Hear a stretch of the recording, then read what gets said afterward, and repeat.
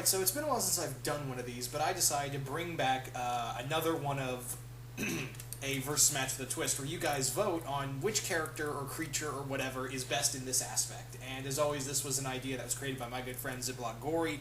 And today, as you can see from the title, what do you guys think is the best monster of Greek mythology? Now, there are a lot of monsters, but I picked out 8 that everyone should know. Everyone at least has heard of in school at one point or another, have read it in the mythology. There are a ton of monsters in Greek mythology, but I picked the 8 that most people would know.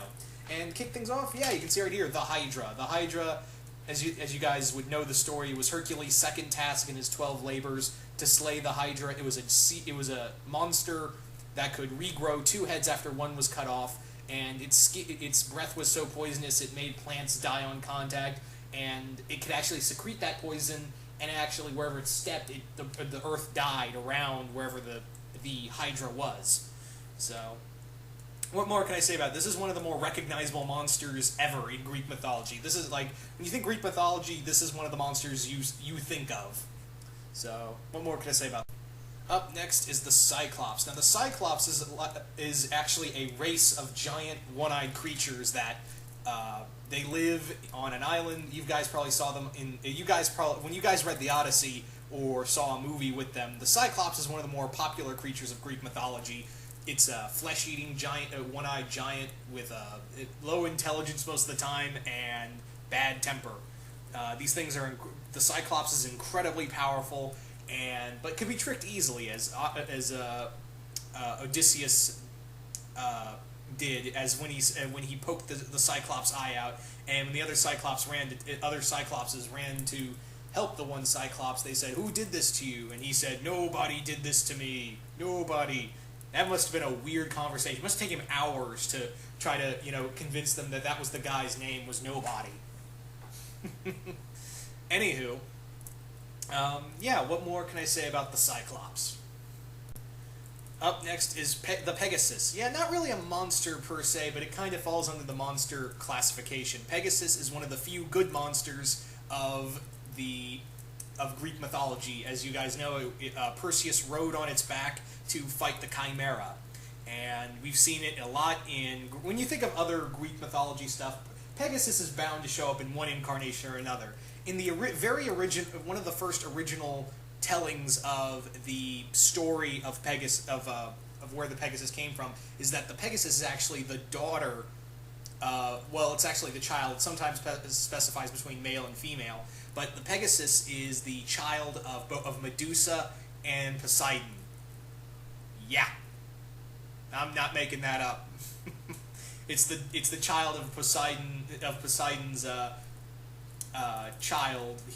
When he raped Medusa, and when she became a snake monster, she gave birth to the Pegasus. Greek mythology is weird sometimes, isn't it? So, yeah, but still, the Pegasus is cool.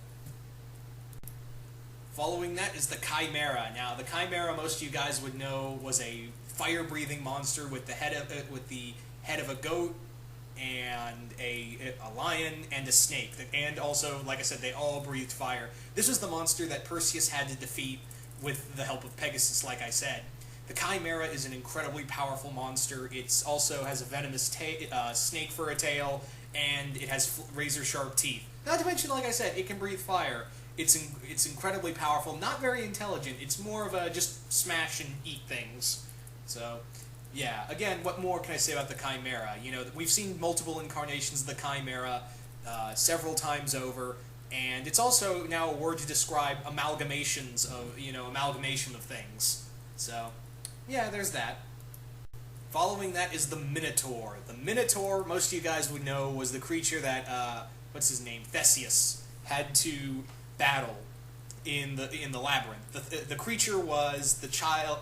The Minotaur was the child of a bull and the queen of Crete, after Zeus tricked her into banging a bull. Once again, Greek mythology, kinda kinky. Anywho, the Minotaur was incredibly powerful. It was large, it was very intelligent, and it ate flesh. This is also a creature, when you think Greek mythology, you think of the Minotaur, more or less.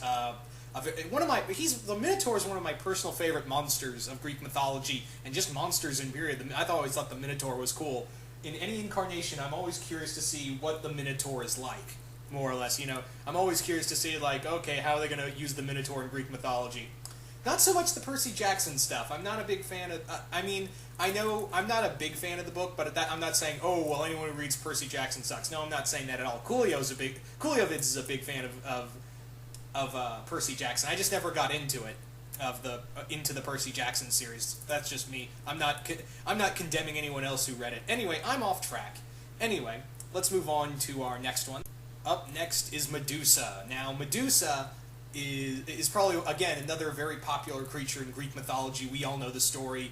She was punished by the god Athena for being raped by Poseidon. Yeah, back in Greek mythology, if a woman got raped by a man, it was usually her fault. They usually put the blame on her for being too attractive. So Athena, in all of her wisdom, decided, oh, you're too attractive. I know it can help. I'll make you ugly as all hell.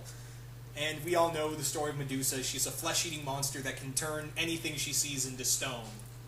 Yeah. Again, this is another creature. What more can I say about? But it's another very well-known creature in Greek mythology. So what more can I say about Medusa?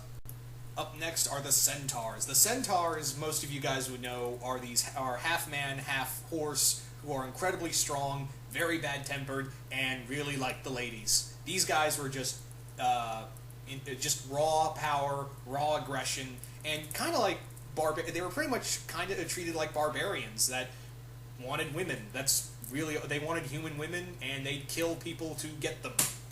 So, again, another popular creature. Creatures, I should say, in Greek mythology. So, yeah, there's them. And finally for this list is the Griffin. Now, the Griffin, what more can I say about the Griffin? The Griffin was a creature with half lion, half eagle, and a very well-known creature, not just in Greek mythology, but you can see variations of griffins in a lot of other different mythologies. The Griffin is a very powerful creature to breed. It's also represented as a creature of both good and evil in many incarnations. And again, you see it a lot not in multiple mythologies and multiple shows that have mythologies in them. So the Griffin is another very cool animal that I really think is just awesome. So anyway, guys, those are your choices for who do you guys think? Now, also, I got to explain the rules real quick for those who don't know. Please only pick just one. Please know this and that, or this or that. Not trying to be a jerk. It just kind of make things easier for the voting. Is just please pick only one monster per person. And yeah, I know there were a lot more creatures in Greek mythology, but there were so many. I just decided to go with the 8 probably best known. But who knows? Maybe I'll go further down the line and do another one with the other Greek monsters. So anyway, guys, who do you guys think is the best of the Greek monsters out of these 8 creatures? Anyway, I'll see you guys.